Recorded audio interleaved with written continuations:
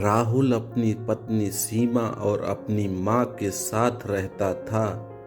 गर्मियों की छुट्टी में राहुल की बुआ फूफा अपने लड़के सोनू के साथ उनके घर रहने आए। घर आते ही फूफा जी राहुल से बोले कि यहाँ तो बहुत गर्मी है, घर में कोई एसी नहीं है क्या? राहुल की माँ ने बोला, भाई साहब अभी कुछ दिन पहले ही राहुल ने अपने कमरे में एसी लगवाया है। यह सुनते ही फूफा जी अपने बेटे से बोले कि सारा सामान राहुल के कमरे में लेकर चलो। राहुल और उसकी पत्नी सीमा चुप रहे, क्योंकि उन्होंने सोचा कि कुछ दिनों की बात तो है। इस तरह बुआ फूफा जी को राहुल के घर में रहते 1 महीना हो गया। राहुल ने अपनी माँ से पूछा कि बुआ जी कब जाने वाली हैं? हम कब तक ऐसे ही हॉल में सोकर अपना गुजारा करेंगे? राहुल की माँ बोली, बेटा रिश्तेदारी का मामला है, हम कुछ कह भी तो नहीं सकते।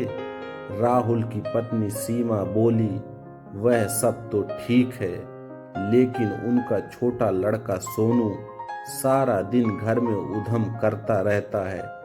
कल तो उसने हमारा नया सोफा बुरी तरह फाड़ डाला। राहुल इस बात पर बहुत गुस्सा हुआ कि नया सोफा फाड़ डाला। वह अपनी पत्नी से बोला, तुम सोनू को ऐसा करने से रोकती क्यों नहीं? सीमा बोली, जब से बुआ फूफा जी आए हैं कुछ न कुछ खाने की डिमांड करते हैं, जिससे मेरा और माँ जी का सारा दिन तो रसोई में ही बीत जाता है।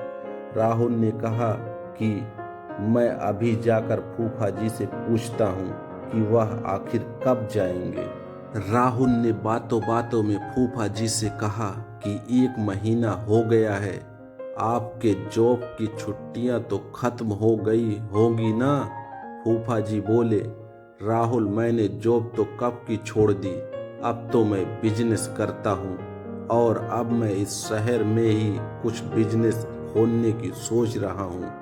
पहले इस शहर को अच्छे से समझ लो, जिसमें 2 से 3 महीने तो लग ही जाएंगे। यह सुनकर राहुल समझ गया कि फूफा जी अभी जाने वाले नहीं हैं। उसने यह बात अपनी पत्नी और माँ को बताई। सीमा बोली, जब घी सीधी उंगली से नहीं निकलता तो उंगली टेढ़ी करनी पड़ती है। इनके साथ भी कुछ ऐसा ही करना होगा। आप यह काम अब मुझ पर छोड़ दीजिए। उसी रात बुआ और फूफा जी छत पर थे, तभी उनका लड़का सोनू चिल्लाता हुआ आया और बोला कि मैंने अभी एक चुड़ैल को देखा है।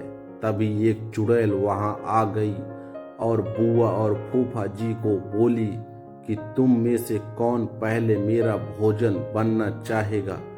चुड़ैल को देखकर वह बहुत डर गए और उस घर से भाग गए। उनके जाने के बाद सीमा ने अपना चुड़ैल का मुखौटा उतारा। बुआ के परिवार के जाने के बाद सबने चैन की सांस ली। सीमा की सास ने सीमा से कहा कि तू तो बड़ी अच्छी चुड़ैल बनती है।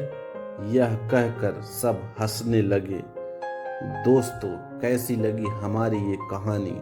अगर अच्छी लगी हो तो हिंदी स्टोरी DDMC चैनल को सब्सक्राइब करें, लाइक करें, कमेंट करें, शेयर करें।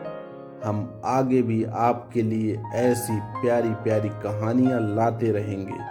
धन्यवाद।